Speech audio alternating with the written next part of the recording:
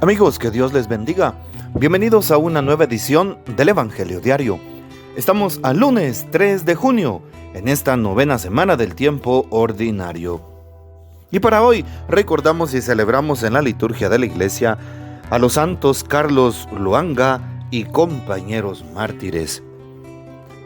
Esa mañana, cuando el rey Muanga reunió la corte, vibraba en el aire una espasmódica espera. En la sala se notaba la presencia insólita de algunos energúmenos, mientras el grupo de los pajes reales, espléndidos ejemplares de belleza negra, se agolpaban alrededor del trono. Muanga les dio una orden extraña. Todos los que no quieran rezar pueden quedarse aquí cerca del trono. En cambio, los que quieran rezar, reúnanse allá contra la pared. El jefe de los pajes, Carlos Luanga, fue el primero en apartarse, y luego lo siguieron otros 15. «¿Pero ustedes rezan, verdad? ¿De verdad?», preguntó el rey. «Sí, señor mío, nosotros rezamos de verdad», contestó Carlos en nombre de todos sus compañeros cristianos que habían pasado toda la noche anterior rezando. «¿Y están resueltos a seguir rezando?», insistió el rey. «Sí, señor mío, siempre hasta la muerte».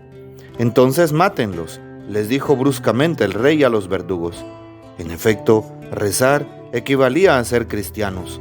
En ese reino Muanga, rey de Buganda, una región que actualmente pertenece a Uganda, y en el reino de Muanga rezar, es decir, ser cristianos, estaba absolutamente prohibido. Los comienzos en realidad habían sido buenos. El rey Mutesa al principio había acogido bien, en 1879, a los padres blancos de la Vigerie, que después tuvieron que retirarse por las intrigas de algunos jefes. Después, en 1885, fueron llamados nuevamente por Muanga y encontraron cristianos comprometidos que ocupaban cargos de responsabilidad.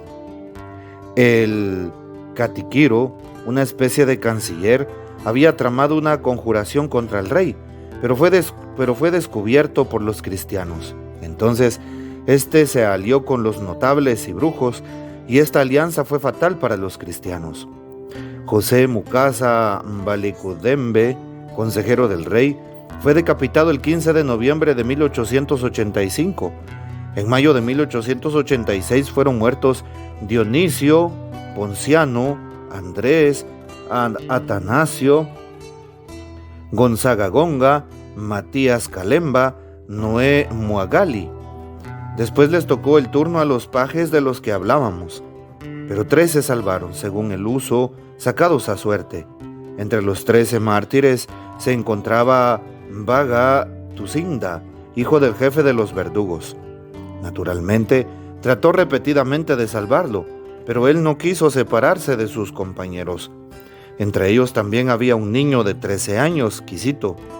Los 22 mártires de Uganda fueron beatificados por el Papa Benedicto XV y canonizados por el Papa Pablo VI el 18 de octubre de 1964, en presencia de los padres del Concilio Vaticano II, y el mismo Pablo VI consagró, en 1969, el altar del grandioso santuario construido en Namugongo, en donde los 13 pajes dirigidos por Carlos Luanga quisieron rezar hasta la muerte.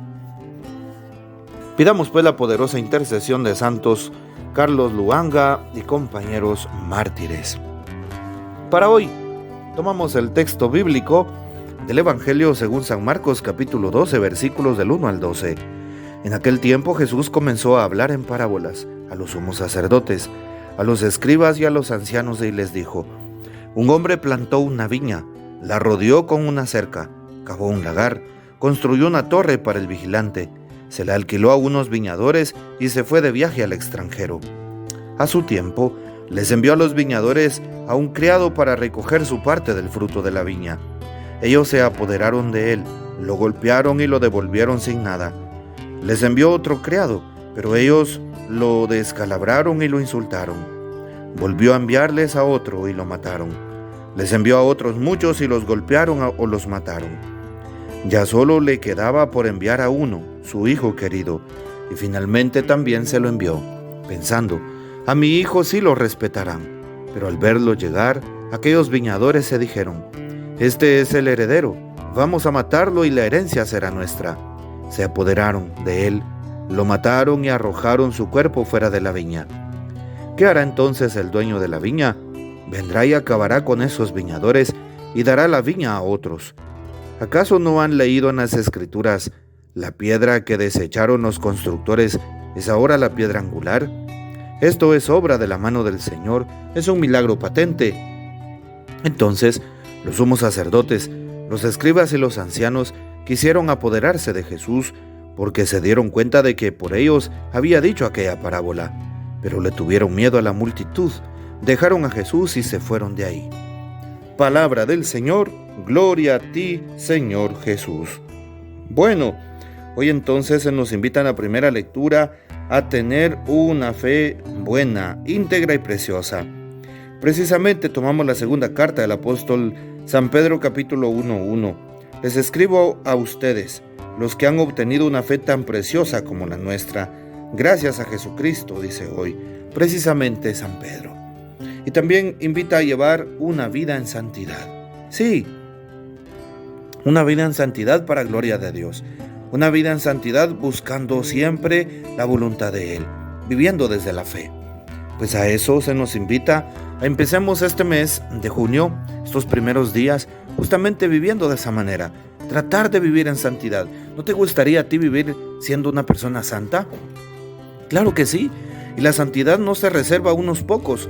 La santidad no se reserva solamente a aquellos que han ganado la corona del martirio.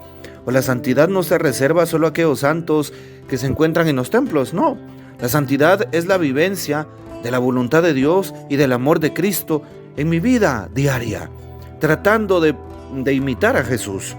Y si trato de imitar a Jesús, evidentemente el mundo vendrá en mi contra, pero tendré la fuerza del Espíritu Santo y de esa manera viviré la alegría de ser una persona resucitada, de vivir las actitudes de Cristo. Hoy, por ejemplo, en el Evangelio de San Marcos capítulo 12, 1 al 12, se nos narra cómo hay un hombre que planta un lagar, una viña, ¿sí? Y cómo se va de viaje al extranjero y le alquila a unos viñadores. Y cómo aquellos, al querer la parte de su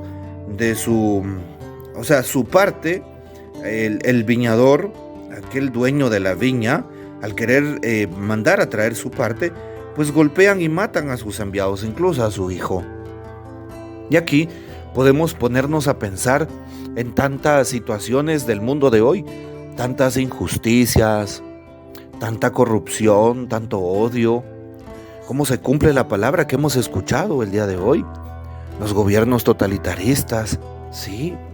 Nos damos cuenta cómo el Papa San Juan Pablo II en su tiempo luchó contra el famoso comunismo y logró vencerse gracias a la oración y a tantas acciones del Papa. Así es, sobre todo allá en Polonia, en Rusia, ¿verdad? Allá en su tierra natal, en Cracovia. También hoy vemos tantas cosas. Vemos crimen organizado, secuestros, extorsiones.